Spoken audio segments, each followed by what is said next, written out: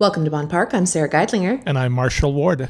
And today we're talking with Fitsum Areguy. Fitsum has a diverse and rich history of work in the social service sector as a writer and journalist. Welcome to Bonn Park. Welcome to Bonn Park. Welcome to Bonn Park. Welcome to Bonn Park. Welcome to Bonn Park.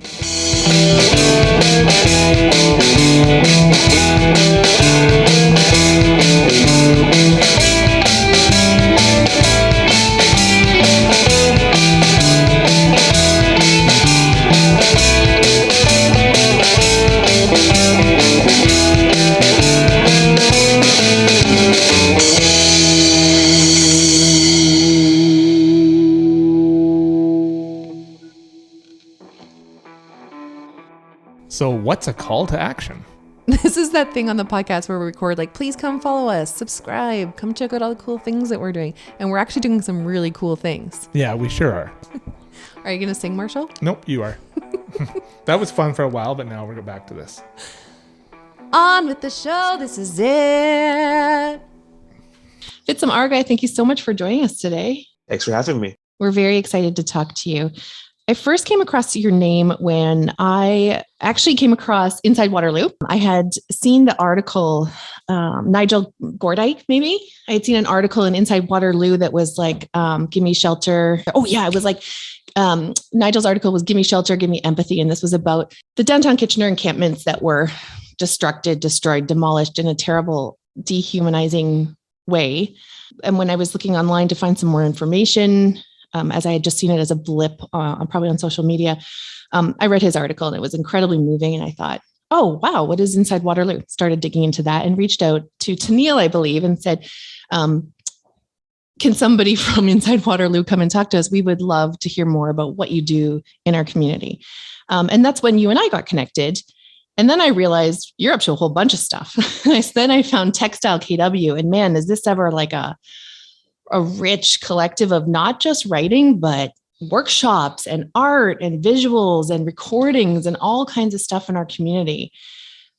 So then I dig a little bit deeper on you. I mean, not too deep, just as deep as the internet might let me. And I find out that your area of research is community psychology. And this is sort of the study of how individuals relate to their community and how the communities relate back to them. So I guess my first question might be, how's KW doing in that respect? Oh, gosh. You know, it's interesting. I grew up here.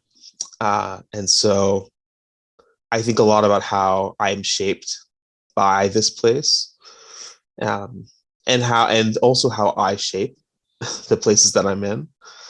And lately I've been thinking a lot about how we live in the wake of a lot of violent histories in this region.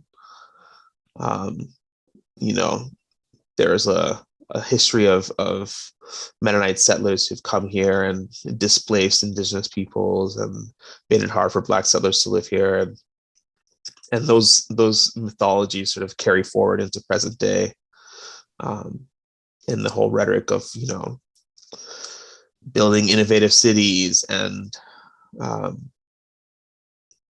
this sort of growth rhetoric that we hear. It's all sort of, it creates a sort of environment or place that I think is really, I just live in the wake of it and I think about it a lot. I think there are pockets of community though that are really life-giving for me. And yeah, KW has those pockets and I look for them. I seek them out. Sometimes this is at the barbershop. Sometimes this is, you know, at land bat camp. But these are the sort of spaces where, you know, my community has sort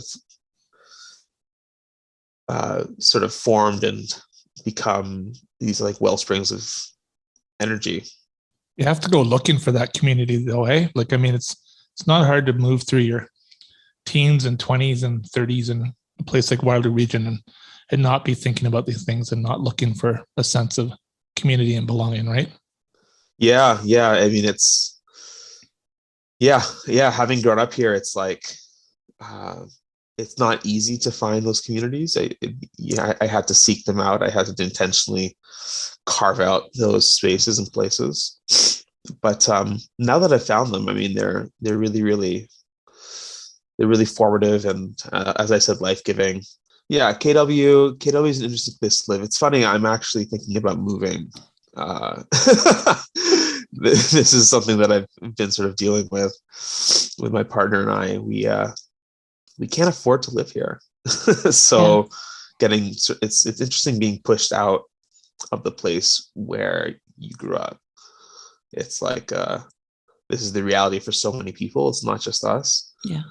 And so, yeah, we're thinking about moving in the next like 2 years after I'm done school. Have you stayed here because you've done you've done postgraduate work in both arts and science, and I guess this area served you well for that, eh? Yeah, I mean, this is the university town, right? And so it made sense to stay here, but also my family's here. You know, my childhood friends are here. Like, there are lots of reasons for me to stay. Um, textile and the different things that I'm involved in inside Waterloo. And yeah, I mean, these are the things that ground me, but I think at the end of the day, it's like I've been here. I've been here for so long. I want to see another part of Canada. It's like I gotta get out of my sort of comfort zone.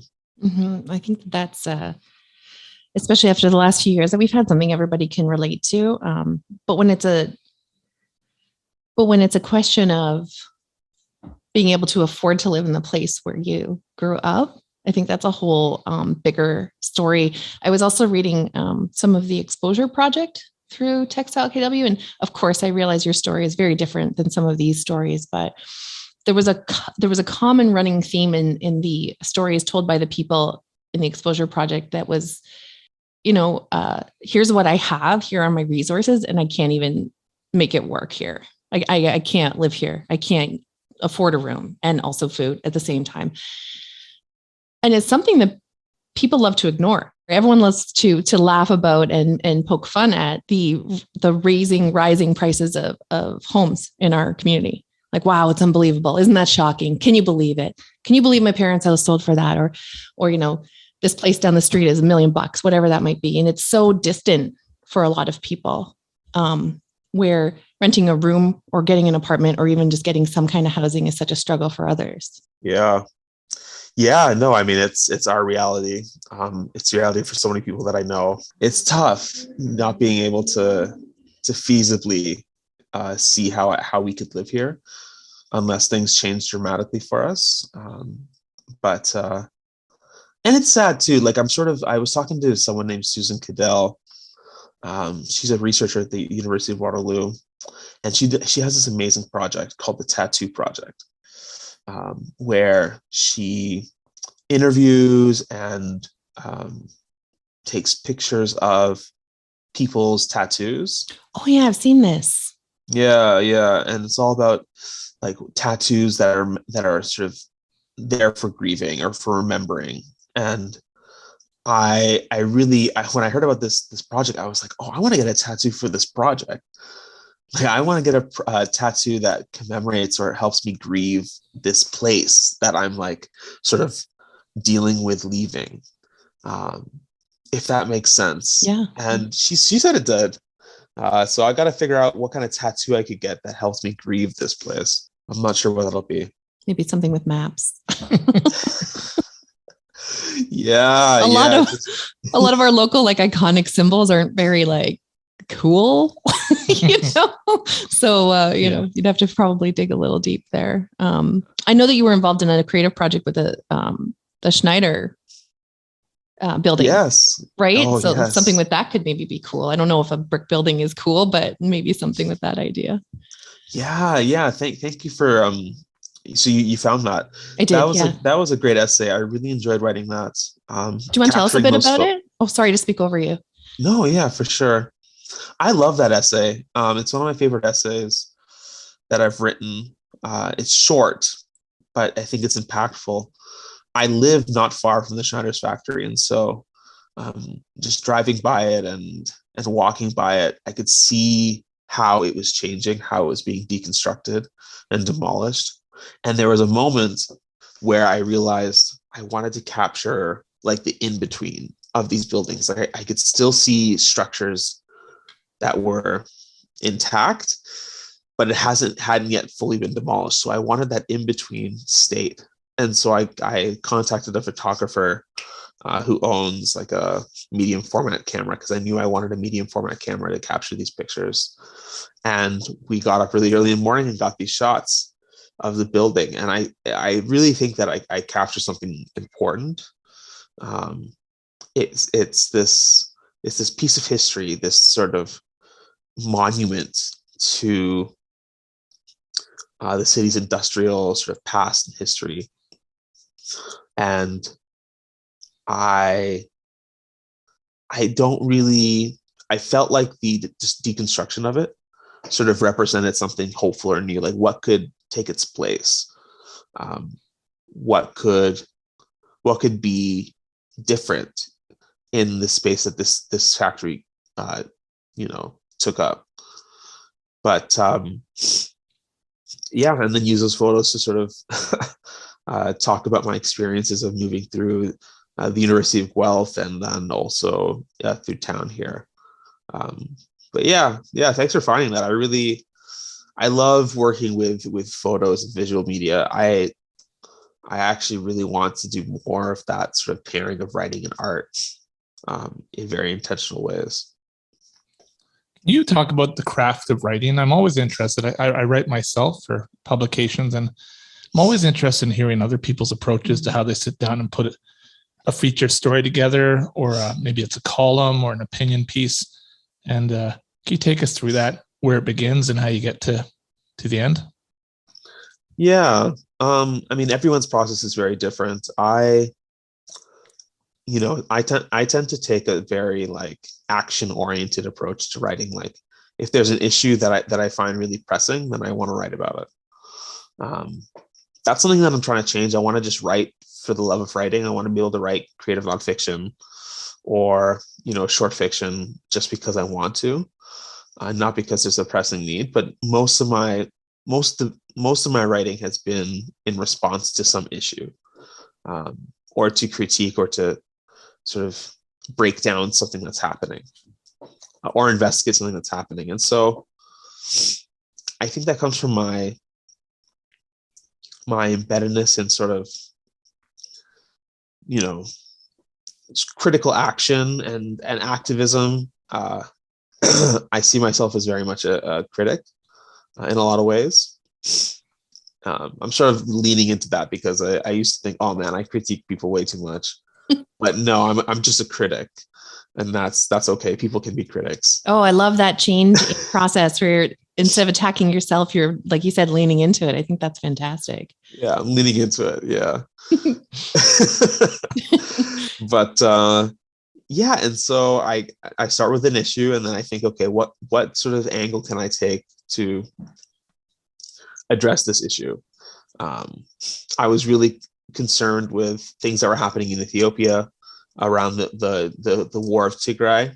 I don't know if you've heard anything of that, but yeah, it's a civil war that's ripping apart the country, and it's really it's devastating. I wrote about this piece in The Breach, and I looked at Canadian mining in Ethiopia and how Canadian mining has sort of focused in on the area where there's the most fighting. That's where the most minerals are, and that's where the resource extractive industry is sort of leaning towards. And I found my way into that because of a report that was leaked to me, but it also gave me an angle. Like, I'm Canadian, and I'm an Ethiopian as well, and so I'm able to write about this thing in this place because of this sort of critical angle that I'm taking. That piece was one of my favorites. I'll definitely send it along if you want to read it. Yeah, would love to. When you asked if we had heard about it, I think both me and Marshall said we weren't familiar. And then my first response, without even knowing anything, is, "Oh, we're already there, and we're just mining. We're not helping. We're just making money. Is that what's happening?" Yeah, We can get there to make money, but we can't get there to help.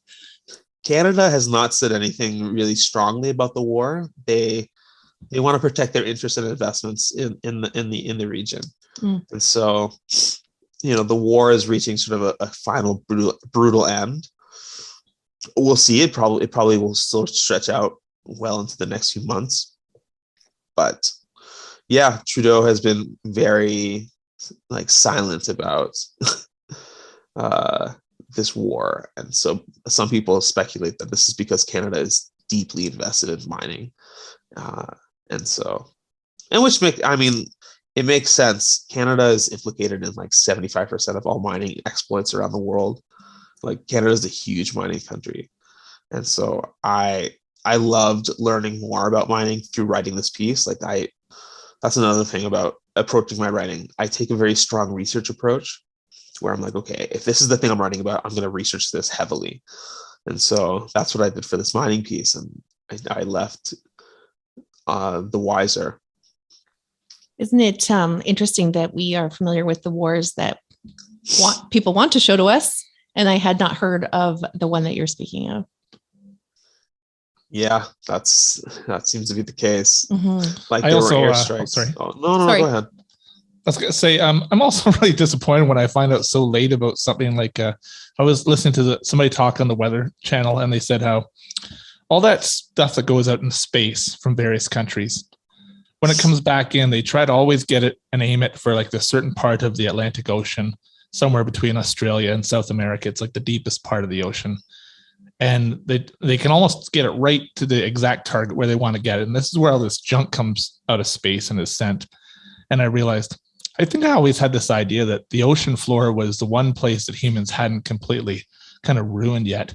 And yet I find out there's this giant, what they call a space junk graveyard in the Pacific Ocean with all this stuff that was in outer space that can't just stay out there because it's a danger to the space stations and satellites.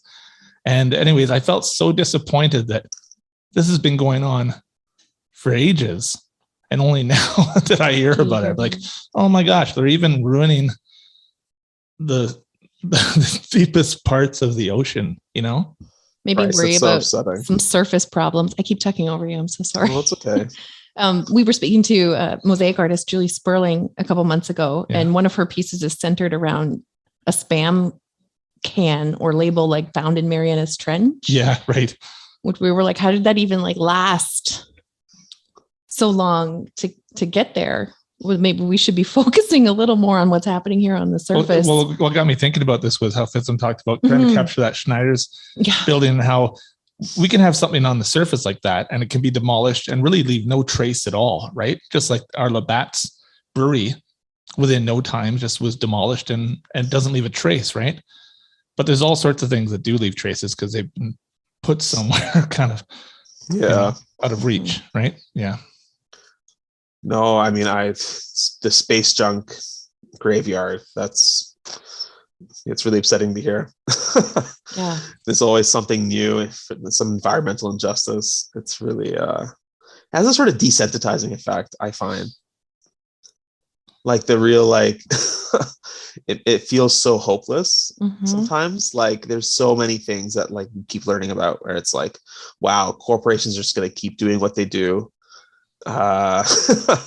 And unless there's some real strong external pressure, they're gonna continue to pollute our oceans and our land. And it's damn, it's just very depressing. Marshall, let's take a break to hear from this week's sponsor. Hi, friends of the Bonn Park podcast. This is Paige Warner. I am so grateful for Sara and Marshall's support over the years and for all of you who tune in. You're currently listening to my new single, Right Thing, which comes out July 15th. Pre-saves start July 5th, so head to pagewarner.ca or find me on socials at Paige Warner Music. Why is your presence so inviting? How are those lips so enticing? Boy, I've been here before. Can't take anymore. Not trying to do the right thing. And now back to the show. What was so serendipitous was at the same time that same day, it was yesterday actually, in the evening, there was an episode of Bob's Burgers, which is a cartoon I really like. And they had the whole show was around this Navy ship that they needed to sink. And I was learning a lot watching this cartoon that said how sometimes these ships are so big, you can't just disassemble them and there's no place to put anything. So they just kind of missile it and send it down into the ocean and bury it. And the whole spin on it was, that's okay. The sea life down there really enjoys it, kind of like swims around it. Like it's a piece up in an aquarium or something, right? Anyways, I laughed because I thought to myself, well, I think this cartoon's really grounded in truth. And I saw the connection between that and the space junk graveyard and you trying to capture Schneider's in a very brief fleeting moment between destruction and some kind of renewal. Bob's Burgers is a top tier show. Definitely. I really enjoy that show a lot. I should watch more of it. It's really smart. Yeah. We've had a Sassy Ray, a burlesque performer in town. We've had her on the show a couple of times and she does an impression, I think, of almost every character, like flawlessly. Yeah, it's beautiful. It's pretty awesome. Yeah. No, yeah. What she's a awesome. skill. Yeah. It's pretty shocking. Yeah. She can really nail it. Hey, what were you thinking in high school that you wanted to do? Were you thinking this way when you were a 14-year-old? Was it, I'm going to be changing the world from the ground up from that time? I was involved in a lot of advocacy work when I was a youth, but I think in high school I left wanting to be a writer, and so I actually went into Laurier to study English, and I basically flunked out. This is because of a lot of reasons. I don't think I was ready to be in university right out of high school, but also I was dealing with, so my mom was really sick, and so I was sort of a caregiver for her. And so that created another sort of reality for me that made going to school seem like it just didn't seem as important. So I dropped out, and then I ended up going to Conestoga for recreation and leisure. And then from there I went to Waterloo to get my BA in therapeutic recreation. And so I was going to work in like clinical settings. Like that's my undergrad sort of prepared me to work in those sort of settings, either long-term care or with youth, to do therapeutic rec. But I found my way back. I've actually always found my way back to writing. Like even in my practice as a recreation therapist, I would use writing and diary writing and journaling with my clients as like a therapeutic modality. And yeah, it's something that I just kept holding on to. So my return back to writing in a more formal sense was just a grassroots thing. I haven't really studied it in my undergrad or my sort of master's degree. I do a lot of scholarly writing that sort of deadens my brain a little bit. But yeah, journalism is like I stumbled into journalism, and I stumbled into I didn't stumble into textile. I launched textile, but there's something that I sort of carved out for myself. I've had somebody in my life for the past 20 years who proofreads my writing, and I'm constantly learning from him, and he's made me a better writer in so many ways. Have you had partners or people in your life along the way who have helped you on that journey with your writing? Yeah. There have been some key people. The first person who comes to mind is Andy Miles. Andy is someone who I went to high school with, and he's one of my favorite writers. He's so strong in writing and editing. He's a really big thinker. And so it was Andy and I who launched Textile together. But we launched it in part inspired by our relationship of like sending writing to each other and editing each other's work. Mostly it was Andy editing my work, but we had this relationship of writing and editing that was really generative. And so yeah, that was something that sort of led to the creation of Textile. And so Andy's one person like that. I would say there's a few other people. There's someone named Sean, whose last name I'm forgetting right now, but Sean's a local guy. He's someone that I met through just the local downtown scene. A real thoughtful person and writer. I've had teachers who I've sent writing to. Mr. Stark, or Conan Stark, is someone who I'm working with currently on a project. We're doing a writing project together, and so that's exciting, and especially because he's an old art teacher of mine, high school art teacher of mine. Yeah, so these are the people who I've turned to. I tend to be a little bit, not picky, but I'm very careful about who I send my writing to. And that's not because I'm not, I tend to have a more open approach to sharing writing. Like, I think it's best to get your writing out and not to sort of worry over it or take too much time before you share something. I love, if you look at my writing, you can see the trajectory of my writing. You can see how I've improved. And I think that's really interesting to see that growth in a writer. Although I would have very few published pieces if I didn't just get stuff out there, and if I didn't send it to as many people to sort of proofread. So yeah, I see it as a community practice. But there's like a handful of people who I'll send writing to, because, well, I sort of cycle through them because I don't want to bug them too much. Do you go through that, Marshall? You don't want to like overload someone with? For sure. I'll hold back some stuff, and I'll think, well, I won't send them these, but I'll send them this because this one's really important. Sarah has heard me refer to writing sometimes as persevering in the face of near constant frustration. And what I mean by that is there's several things that are happening. One is the disappointment in pay and the way writing is valued by a lot of people in publications. Working with editors can be painful at times. And also just the writing life is one of, something can go really well for a long time. You can be having a lot of fun writing, and then you need to write something the next day and you've got like nothing. It's like you open your toolbox and it's empty for some reason. And that can be very, very frustrating too, right?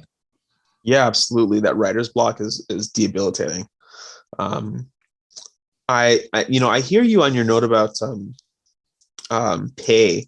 In my experience, it's been, I think the hard thing is getting publications to publish you. But once they do, writing, so from an academic perspective, writing does not net you that much. A lot of your writing is expected to be, like, you don't get paid to publish in most journals. It's just you're contributing to scientific knowledge and whatever. But if you're publishing in a magazine like The Walrus or, something else like that, you get compensated. You get compensated per word. So for like a 2,000 word essay, they pay $1 a word. That's $2,000. But then the ones that pay really well are the hardest to get your pieces published in. And most other publications won't pay, or will pay so little that it's not a sustainable way to make a living, for sure. I mean, depending on like the level of writing you're doing. Like if you're publishing consistently in big magazines and publications, then yeah, you can make it work. But yeah.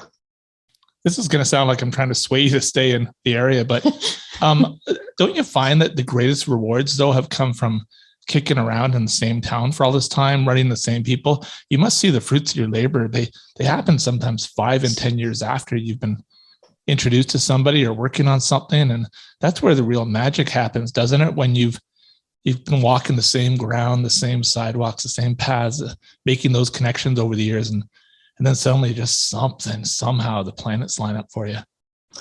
Yeah, it sounds like you're trying to convince me to stay. No, but like of course. I'm a really local guy. Like I spent so many years building connections here, building roots. I was a youth worker for years. And so a lot of those youth I've now grown up and know me, and so there's something really special about seeing someone who I've mentored in one way or another sort of grow up. That's really cool. Yeah, I mean, you're right. It's really tough. It's really tough to leave. I think that I've just never really left. Like I lived in Korea for a year to teach English with my partner. That was the longest we stayed away from the region. But we've never actually lived somewhere else like and tried it out. And We so, haven't either. Both of our families and our spouses we've always lived here. But I romanticize it. Like if I go like this, you purposefully won't leave. right. No, but like it's true. No, but if I go like even like let's say Guelph, it's like, oh, they have a different grocery store than we do. Longo. It's pretty exciting just seeing something different, right? Yeah. Guelph is a major trip for this guy. Yeah. But when we talk about super local and you and your experience here, you mentioned launching TEXTILE with Andy. Do you want to tell us about that? This is like a hyper local collective. Well, maybe I'll let you tell the story better. But something like our Bonn Park podcast here, Marshall and I are buddies, and we decided to do this for fun and to try something new that we would find inspiring, and also to keep it as like a continuation of Marshall's community-based article. But we didn't know we would be getting to where we are. We didn't realize like we've made it. We're so yeah. No, but we've created a community that didn't exist before. We did, yeah. Our listening audience. Yeah. We're incredibly proud of it. We didn't know what it was going to become, but you intentionally created TEXTILE KW from what I've found. Tell us about that story. TEXTILE was born out of this understanding that there are stories in the region that are not respected in the same way that other stories are. These stories that are not respected are stories on the margins. They're people who, face structural inequities and marginalization and racialization. And so we wanted to combine my experience of sort of community work. So working as a youth worker, as a community worker in spaces around Kitchener, where I had access to people's stories and people are storytellers. That's what I found in my work. And so drawing from that experience as a community worker and connecting that to literary art publication, it created this sort of this idea between Andy and I, like, hey, we could do a magazine and publish people's work, but not just publish people's work. We could also work with them to support them in their storytelling, to hone their voices. And so it became this sort of mesh of a mentorship publication. And yeah, it's been a good ride so far. I would say the mentorship piece sort of emerged through our work. It became more salient after issue 1. Became a very focused sort of feature of what TEXTILE does. And then it informed how we did issue 2, where there was just as much emphasis put on process as there is product. So the process of working with writers and artists and helping them hone their vision is just as important, if not more important than the actual product of the writing. So we would work with people who, if we didn't publish their work, we would still pay them. That was what we budgeted in our sort of, that's what we budgeted for, so we could still honor people's work, the work that they put in to get their stories and art sort of prepared. And TEXTILE is a great name. As a kid, I grew up going to a store with my mom once a week. It was called Kitchener Textiles, and it was all textiles for making clothing and knitting and stuff like that. And the word textile had this, like, the font was very kind of industrial looking, and the word text is in textile. I always thought that was such a great word, and it's a powerful word, eh? Yeah, I love 2-syllable words. I find they have more punch. And yeah, there are so many reasons to go with TEXTILE. We talk about this in our editorial for issue 1, but yeah, there's a lot of history in the region of like textile manufacturing.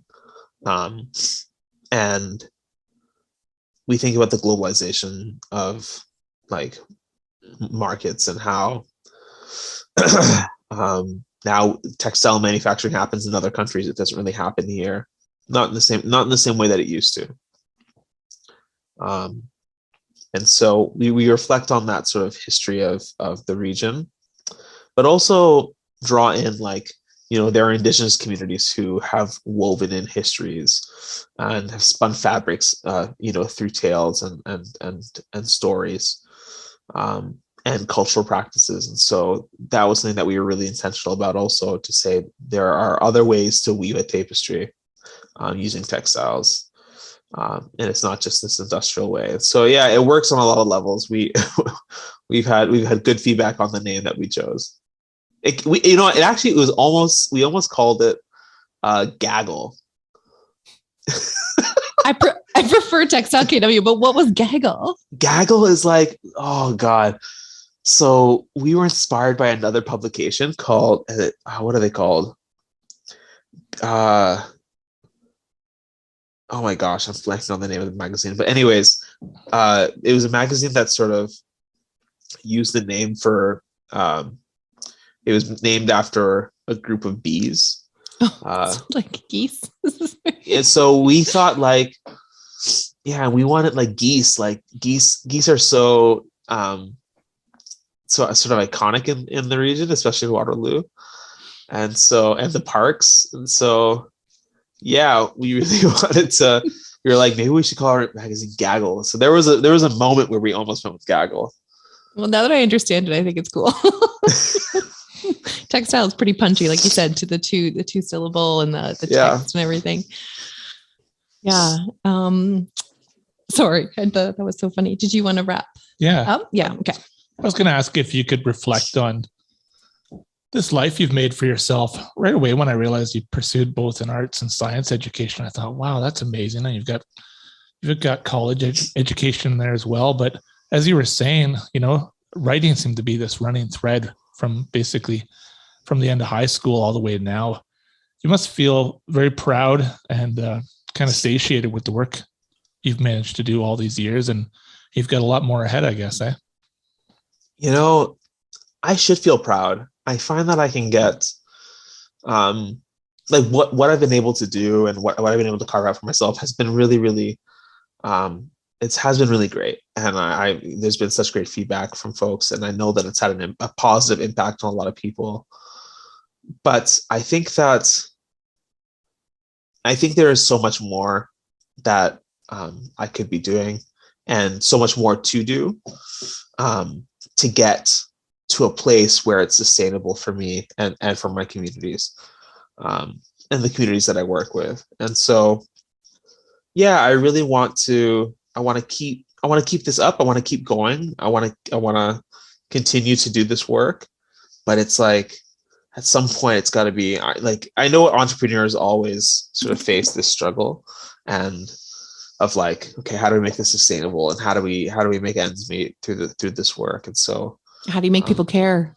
How do you make people care? And so I'm sort of dealing with that now. Textile has taken like a bit of a hiatus. We're back on it now. But we took a bit of a hiatus to figure out like, okay, who are we and what do we want to do in the future?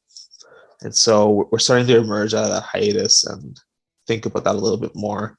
And Inside Waterloo represents something that is very sort of forward facing and very locally grounded. And I mean, even if I were to move from the region, these projects sort of ground me here as well. So I reflect on the work that I've done and how it reflects my love for the region and for the people in the region. And yeah, it'll form how I move forward as well.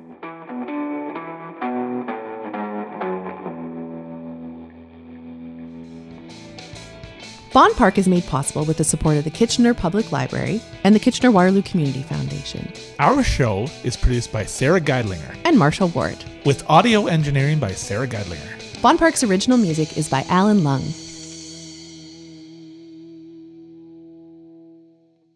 Harry, still with us? We want to tell you about a fun project that we have. Are you ready? Yeah. We have another podcast called An Unscripted Spectacle, Wrestling with Wrestling. Here's Colin Hunter of Kayfabe News to tell you all about it. Welcome to An Unscripted Spectacle, Wrestling with Wrestling. I'm Colin Hunter from Kayfabe News. Marshall is utterly obsessed with professional wrestling. Sara is utterly perplexed by professional wrestling. On each episode of An Unscripted Spectacle, Marshall and Sara talk with a different guest from the world of wrestling. Promoters, referees, journalists, and current and past stars of the squared circle to talk deeply about the strange magic of professional wrestling that has enchanted Marshall his whole life. Can they turn Sara into a fellow connoisseur of professional wrestling? She'll need some convincing.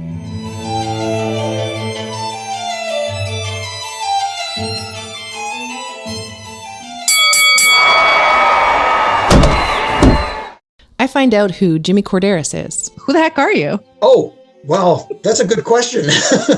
For those who don't know, I spent the better part of over 2 decades working in WWF/WWE, mostly as a referee inside the ring. I have the honor of meeting the magnificent LuFisto. I heard that you were described as the first lady of hardcore. I've just recently found out what hardcore is. Yeah, thanks to Madman Pondo. Thanks to Madman Pondo. When I've learned that I was going to be inducted, it was like, it is now my time to tell the story of women's wrestling. Because so many times I've heard, oh, this is the first time this happens in women's wrestling history. And I'm like, no. I learned all about the storytelling and writing process from Tom Casiello. Yeah, I was in soap operas for 14 years. I was at Young and the Restless last. That was from 2009 to 2011. And so I thought, I'll go in for the interview. I'll be honest with them. If I blow it, I blow it. Not the end of the world. And I was there for 6 years. And I rose up the ranks to managing lead writer. And it was the most insane time period of my entire life. I got a new skincare regime from RJ City. Checking out your hair, and I wish that mine looked like yours. You have beautiful locks. Thank you. The secret, this isn't a plug, it feels like an endorsement, is aloe vera. I have it here. I put it on my skin. I put it in my hair. I use the gel. I put a couple drops of peppermint in. I have a plant right there on my Good. fridge. Cut it open, squeeze it out, and put it, honestly, wherever you want. It's good for you. I find out that Colt Cabana is just famous enough that he can still buy groceries. And Tyson Kidd tells me all about the People's Elbow. Who knew? Basically comes to a complete stop, then brings his leg over the guy like he's going to do a leg drop. But the leg like keeps circling past the guy, and then he drops an elbow on the guy. Oh, and the elbow represents like all the people of the fans? Like he's been voted, he's going to drop this elbow? Well, like he started calling himself the People's Champion, and then that move just became the People's Elbow. And then there's also, as you know, there's the People's Strudel. Yeah. I mean, there's the People's Eyebrow. There's a lot of the people. Got a lot of people. So check out An Unscripted Spectacle, Wrestling with Wrestling. Available anywhere you get your podcasts.